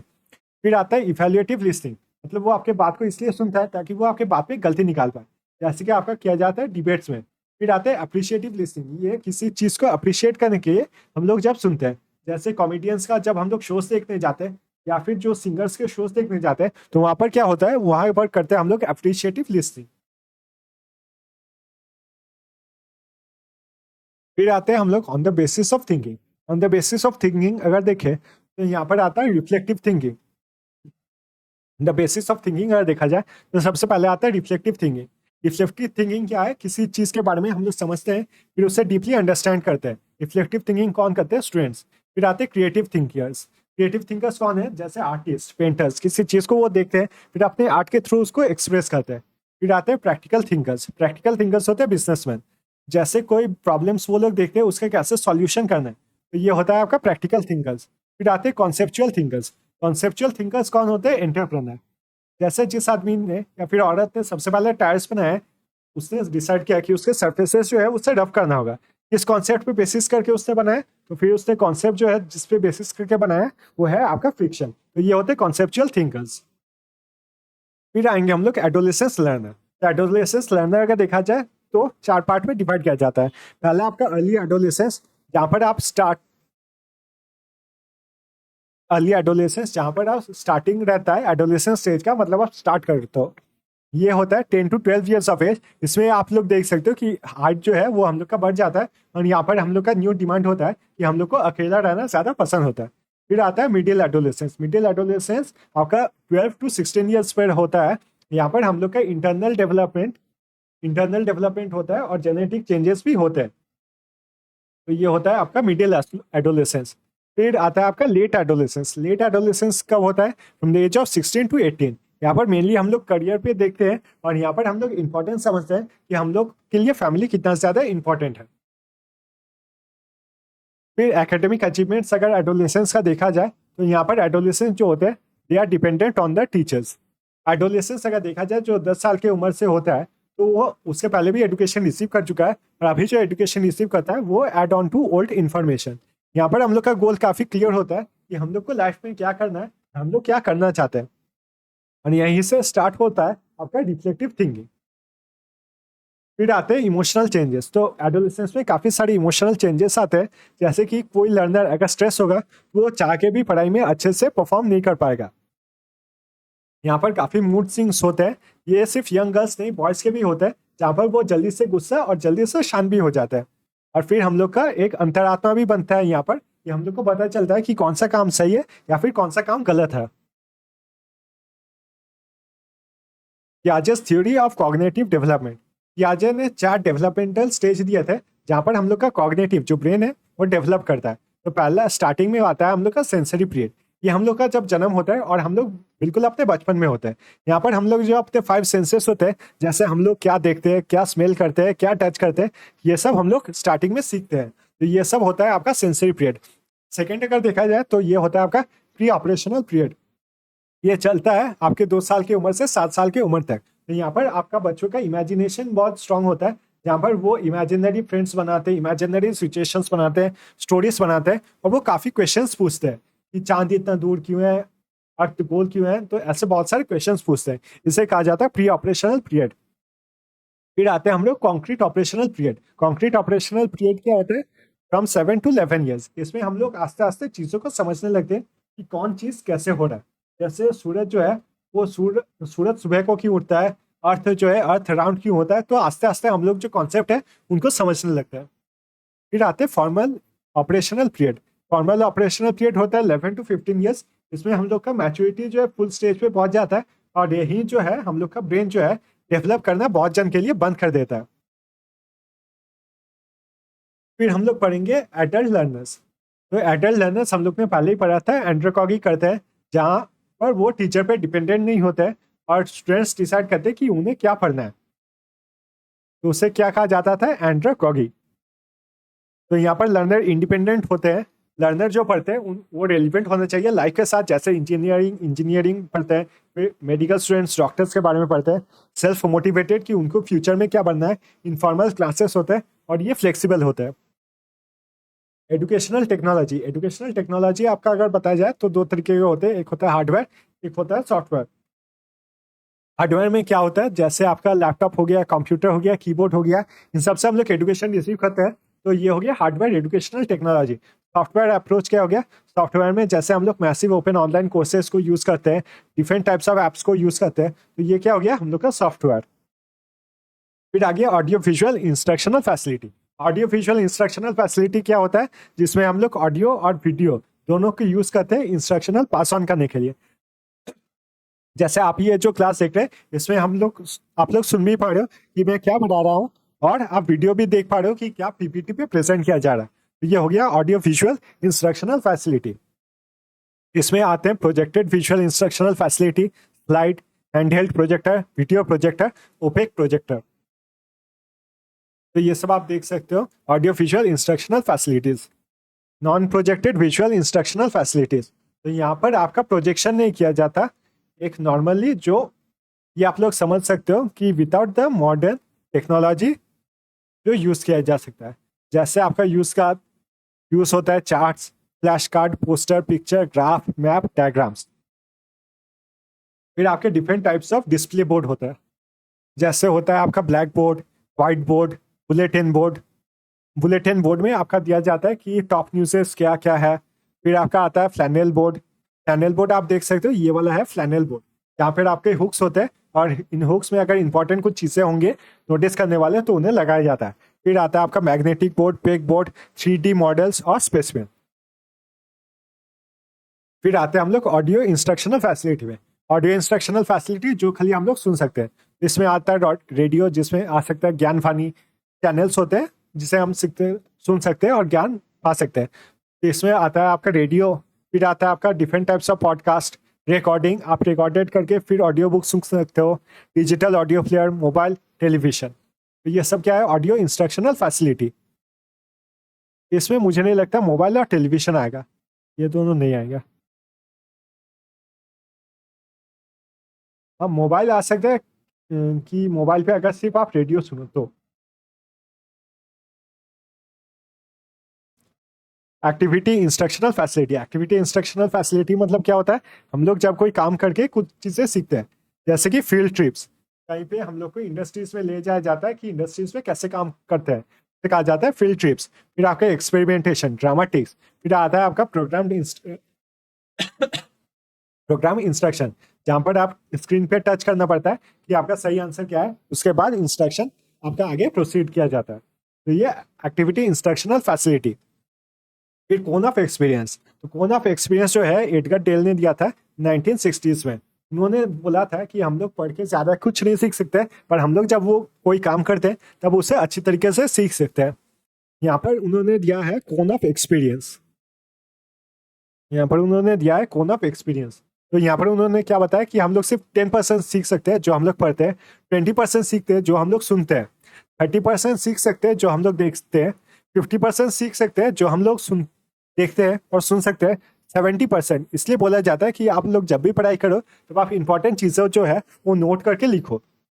70% हम लोग तब पर सीखते हैं जब हम लोग उस चीज़ को से एंड राइट, और 90% हम लोग तब सीखते हैं जब हम लोग उस काम को करते हैं। तो ये है आपका डेल्स कोन ऑफ एक्सपीरियंस। उन्होंने इंपॉर्टेंस दिया था कि हम लोग जब तक किसी काम को नहीं करें तब तक हम लोग उस काम को नहीं सीख सकते। फिर आते हैं इवैल्यूएशन, कि टेस्टिंग या फिर इवैल्यूएशन एग्जाम इसे कैसे लिया जा सकता है। इसमें आपका मेजरमेंट किया जा सकता है, कि मेजर किया जा सकता है कि कौन कितना तक सीखा है, इसके लिए आपका मार्क्स दिया जाता है। असेसमेंट मतलब उस मार्क्स के ऊपर रैंक दिया जाता है। और आखिर में होता है ओवरऑल परफॉर्मेंस इवैल्यूएशन। मान लीजिए किसी को मैथ में मार्क्स मिला है 70%, तो उसका असेसमेंट किया जाएगा 70% क्या है, तो फिर उससे दिया जाएगा ग्रेड ए। फिर इवैल्यूएट किया जाएगा कि 70% क्या है, तो देखा जाएगा क्लास में उसे सेकंड हाईएस्ट मार्क्स मिला है। तो ये प्रोसेस होता है आपका इवैल्यूएशन। इवैल्यूएशन के डिफरेंट टाइप्स होता है। On the basis of approach किया जा सकता है, pace of instruction, nature of reference, purpose और ग्रेड, इनके बारे में हम लोग डिटेल्स में पढ़ेंगे। तो approach, on the basis of approach, एक होता है आपका क्वांटिटेटिव, दूसरा होता है आपका क्वालिटेटिव। क्वांटिटेटिव मतलब क्या होता है, क्वांटिटेटिव का मतलब होता है आपका अमाउंट, और क्वालिटेटिव का मतलब क्या होता है, क्वालिटेटिव का मतलब होता है आपका मेटीरियल। अब इससे थोड़ा अच्छे से समझेंगे।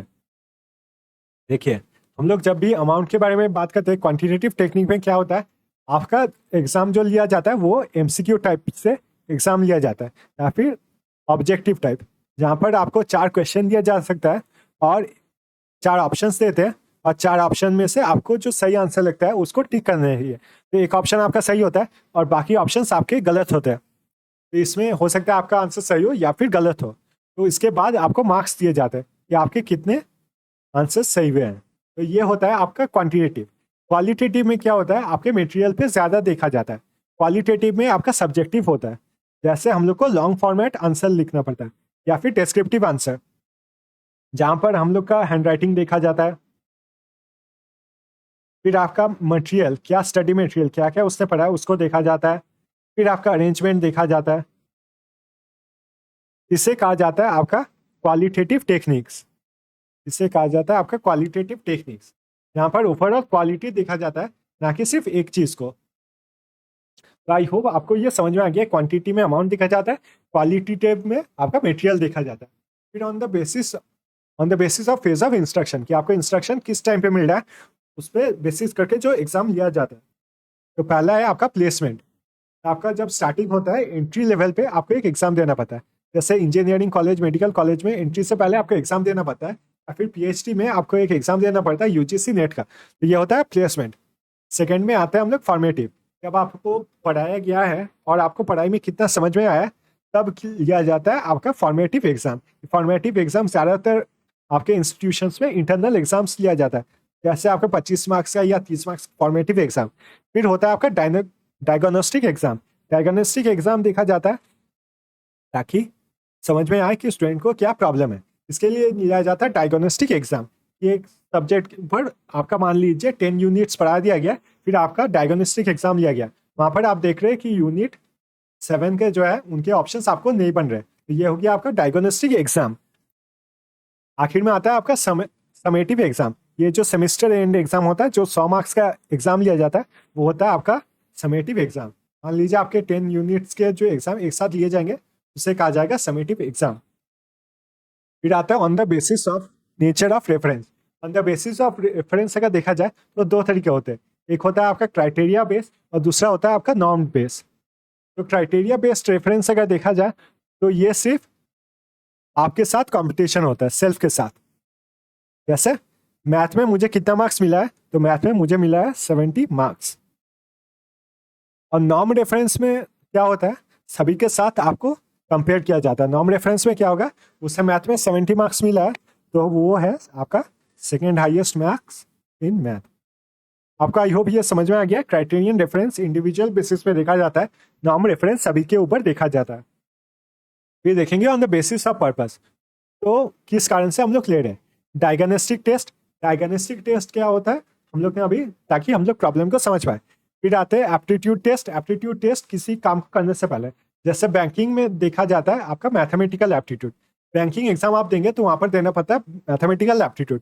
आप प्रोफेसर्स का एग्जाम दे रहे हैं तो आपको पढ़ना पड़ेगा टीचिंग एप्टीट्यूड, रिसर्च एप्टीट्यूड। तो किसी चीज़ को करने में उसका कितना इंटरेस्ट है, उसका क्या नॉलेज है, उसी को देखा जाता है एप्टीट्यूड में। फिर आता है आपका अचीवमेंट टेस्ट। अचीवमेंट टेस्ट और proficiency test kind of similar है। इसमें देखा जाता है कि कोई स्टूडेंट किसी चीज़ में कितना एक्सेल कर सकता है। फिर देखा जाता है on the basis of grades.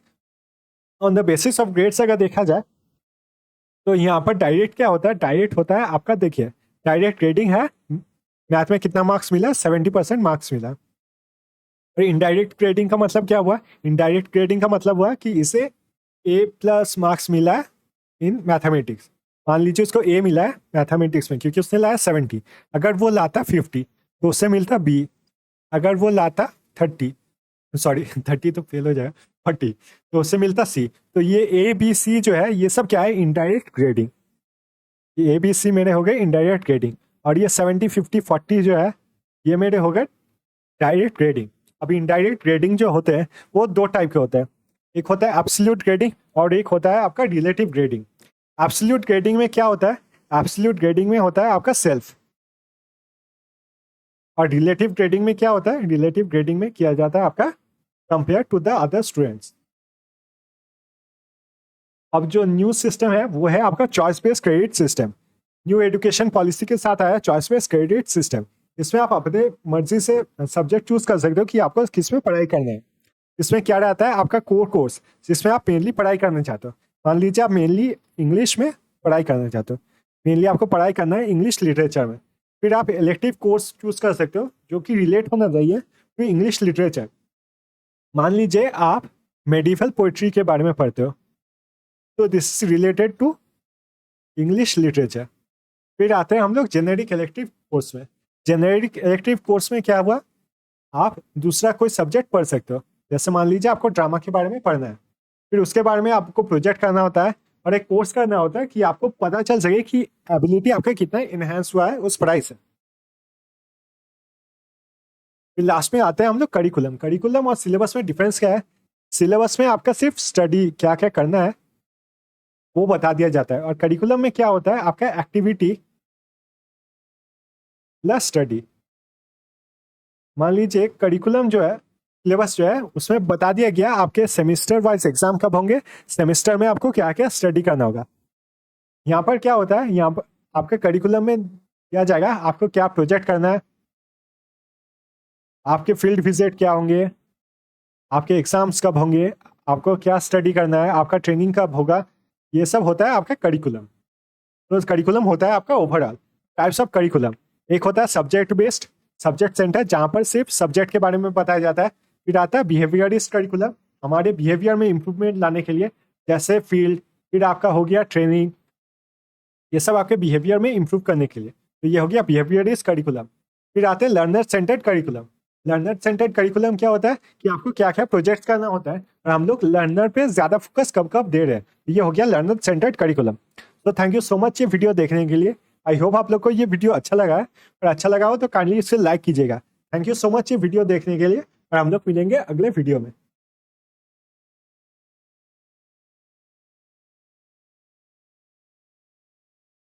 आपके अगर कोई भी डाउट्स होंगे तो आप काइंडली उसे कमेंट सेक्शन में जरूर लिखिएगा।